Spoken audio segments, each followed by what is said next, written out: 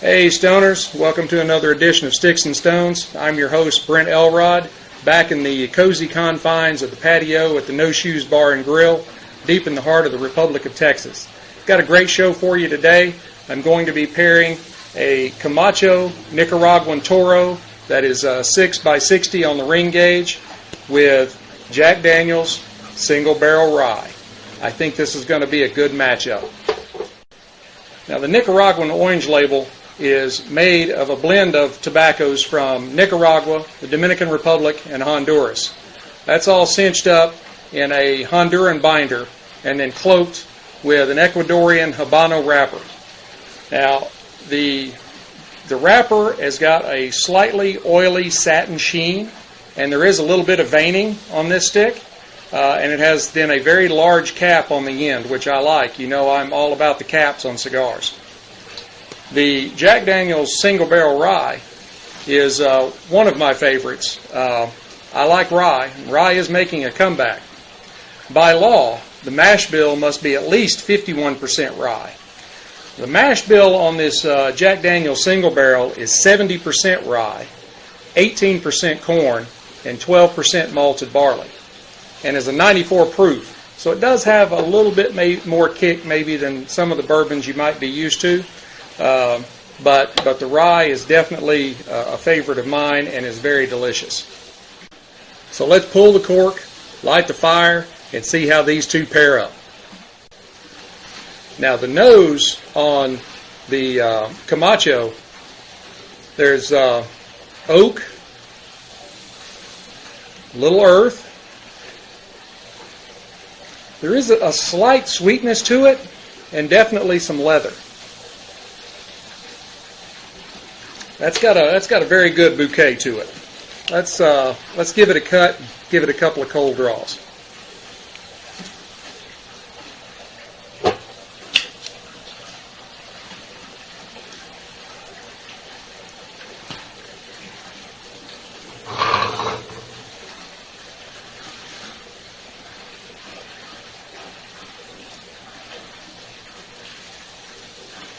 Now on the cold draw, I'm getting a little bit of dark chocolate, maybe just a hint of black pepper, some cashews, and I'm actually getting a pretty good hint of raisin, especially as I'm drawing it towards the back of my tongue.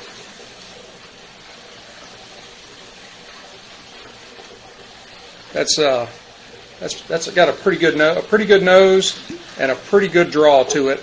So let's test the rye out here.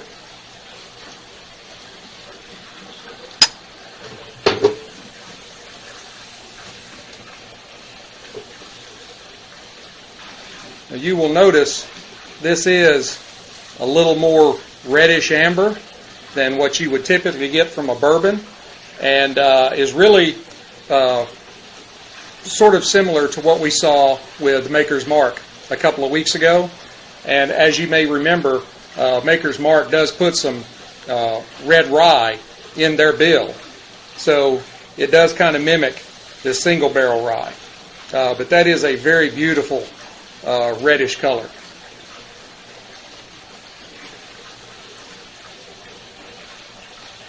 Now on the nose, I'm getting cherry, maybe a hint of banana. I love bananas. There is oak, and there's some spice. It's got a good blend to it on the nose.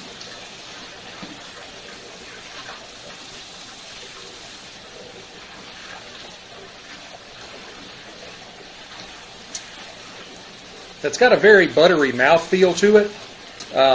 And it actually does begin with banana, which I did mention in the nose. So it's kind of a really good combination there. It carries over from the palate, from the nose to the palate.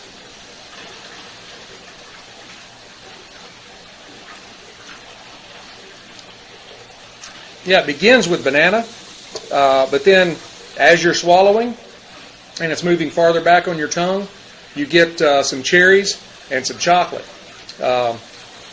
And then I also catch a kind of maybe a taste of plantain, definitely some oak, and some rye. Jack Daniel's rye is very good. Now let me cleanse my palate. Don't tread on me. And let's see how these two go together.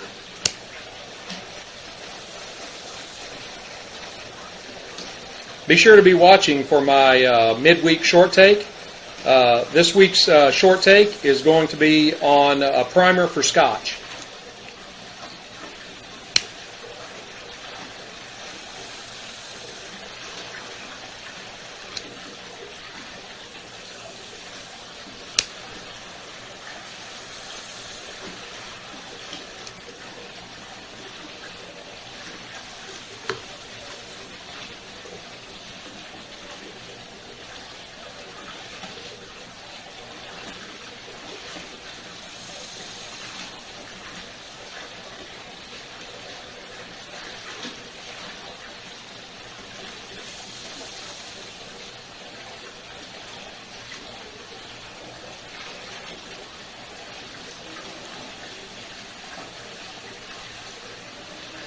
Those do go very well together. I'm picking up a little bit of leather,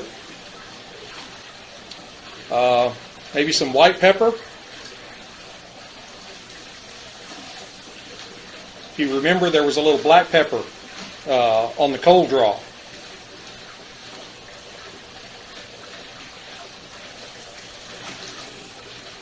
And that is really pairing well with the caramel, the cherries, and the plantains of the rye.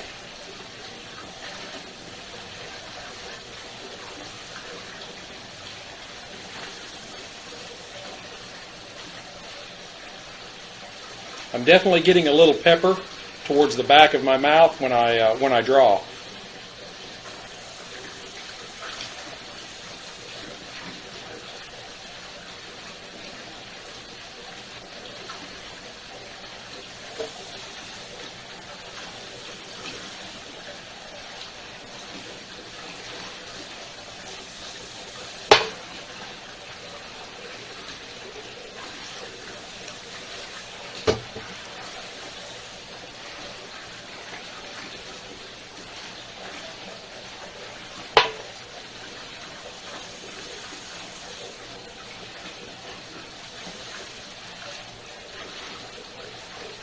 Those do blend well together. I am still holding on to the Padron and the Glenlivet 14 year as being my best pairing so far, but this is a good one.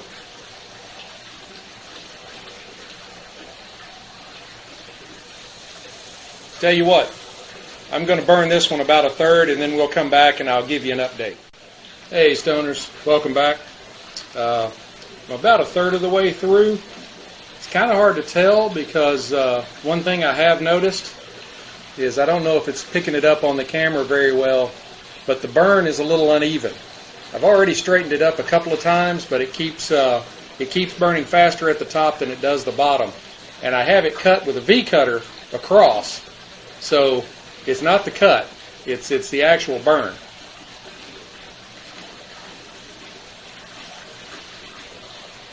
But a lot of good smoke, a nice white, lightish gray ash, and I'm still getting the leather and the white pepper.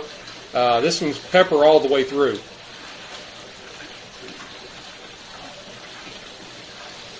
I think it's going well with the Jack Daniel's single barrel rye because the flavor bill on the Jack, as I mentioned, is bananas and cherry, a little bit of spice, and so you're kind of mixing those two with the spice of the cigar from the pepper and the cherries and banana, the sweetness of the rye.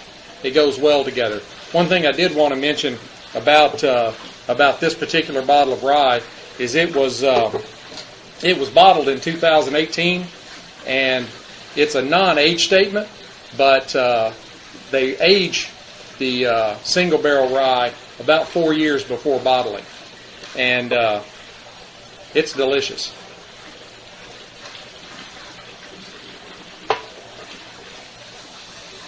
I haven't smoked a Camacho probably since I left Baghdad in 2004. And this is a good cigar.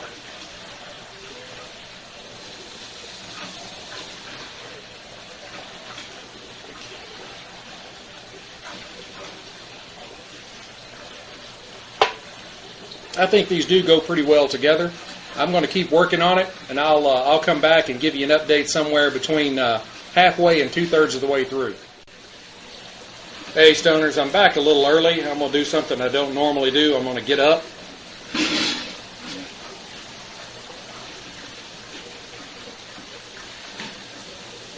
But I wanted to show you the unevenness with which that is burning.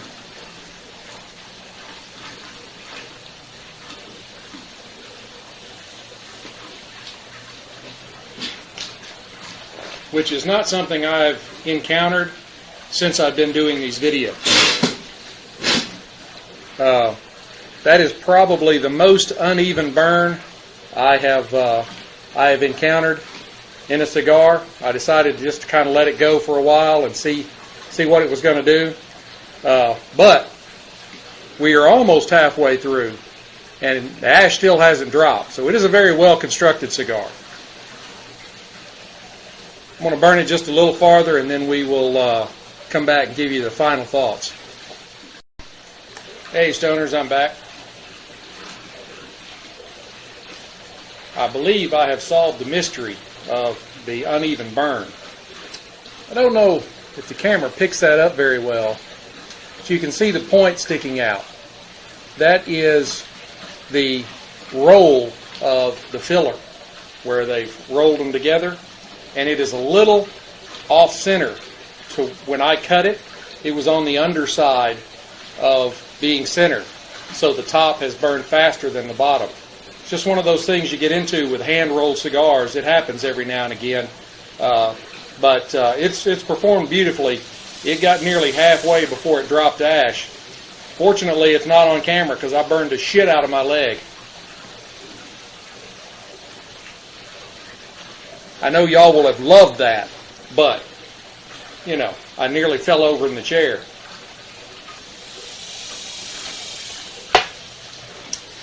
Now that we're at this point, I can say that the leather and the pepper and the chocolate has kind of given way to vanilla, dried fruit, and maybe even a little cinnamon.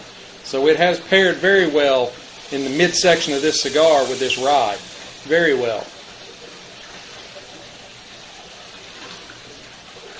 Now the rye, this Jack Daniel's is not complex. It's very straightforward, but it's very refreshing. I think you'll really like the rye, and I know you'd like the cigar. I'm going to go ahead and burn a little more on it. I'll come back, wrap it up, give you my final thoughts on this pair. Hey Stoners, I'm back. About to wrap this one up.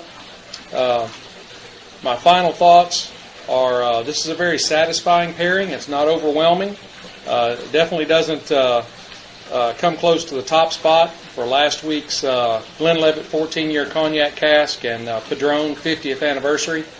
I don't know if I mentioned it or not, but the Padron was about $26 for a stick, and the Glenlivet will run you about $50 or $55 for a fifth. These are definitely good. I would give the single barrel rye 4.5 stones. I'd give the cigar about a 4.0 sticks. Definitely a good matchup, and I don't think you can go wrong with them. Be sure to watch my midweek short take.